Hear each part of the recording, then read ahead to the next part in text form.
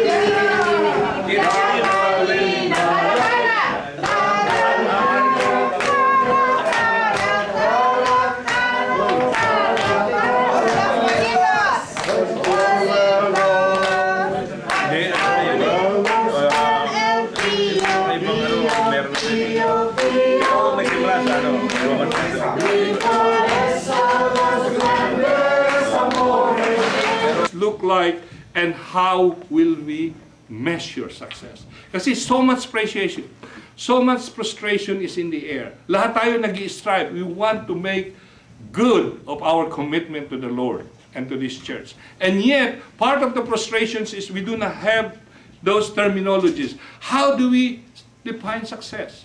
Is success building up a structure? Is success just gaining one soul for the year?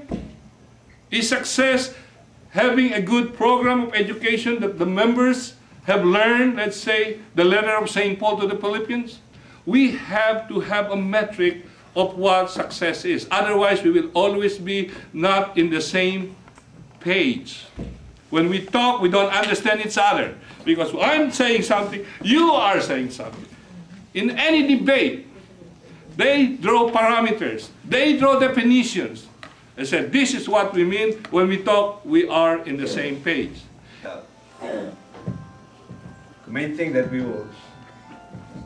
we should think about and be in our minds as we go through this convention and discuss all these things that we have is Jesus. When the bishop told me, asked me to give the context of our mission as a diocese, I sort of was befuddled because sabi ko, ano kaya sasabihin ko? And the title is the IFI in Diaspora. And talking about this last night, Bishop Espartero made a clarification that it's not actually the IFI in Diaspora, but it is the IFI Diaspora. And the word diaspora is a term that is used a lot now, especially in the church. It can also, it was first used by the ancient Greeks, which means that diaspora, they talked about when Alexander the Great conquered, everybody remember the history, right? Alexander the Great conquered and established his empire. He let the Greeks go and in diaspora and established the Greek culture. Because, I mean, they wanted to make their culture more superior than the people that they conquered. And then when the word diaspora was translated into Hebrew, it referred to the diaspora of the Jews, coming from Israel, from the land of promise, being sent to Babylonia and all other places when Israel was conquered. But today there's what you call a generic diaspora. So it's if we think about the word diaspora, the diaspora has been happening even before our time, even before even history. A study of DNAs tell us that there was a diaspora of people from Africa going to Europe, and they even the radical idea is they changed from the color of the skin to a white skin. So diaspora is not something unusual. It has been happening in our history. He asked for our vestments, and I produced them too. I even made mention that the clergy of the diocese have vestments and all these things in their residences too. He asked for our church building. I said, I'm sorry, we have only one for the whole continent, and that is in Tampa, Florida. Then where do you hold your services, he asked. Well, there are people gathered together in the Lord's name. I replied. Where is your office? I said, this is it. Meaning the place we are in, my house. Where are your employees? I said, none. How do you manage to do all that without employees? I said, stewardship. Yes, from top to bottom, by volunteering for the Lord. For years, we have been visited by our brothers from the Philippines, and they have made these comments. Where the church buildings? Everywhere I applied. Where the full-time clergy? Everywhere in the job site or homes. How do you go about sacraments and other spiritual needs? All that we do by appointments at different times, different places, night and day, as we are needed. How about your congregation?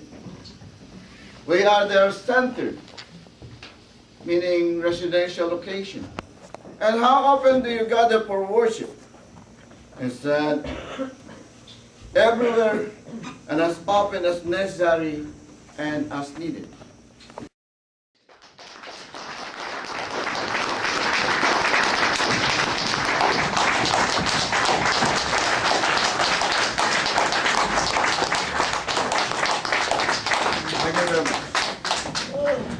We have a motion to receive. Represented in 2004 in Banang. Okay? I was just wondering why Canada, any member of the Canadian congregation or clergy couldn't come today. That's my first question. And then you also mentioned about the importance of as a diocese that grow, but a congregation that grow, but not as a diocese. I have a question: why? Okay, why we grow as parishes, well, but not as a diocese? Of course, we know that the distances between us is a major problem. But one of the things is I'm concerned is we meet as a diocese here every 3 years, whatever, every 4 years, But the follow-up of what we have taken here, or what we have taken from the past, are not really made into action. If I remember it right, there was no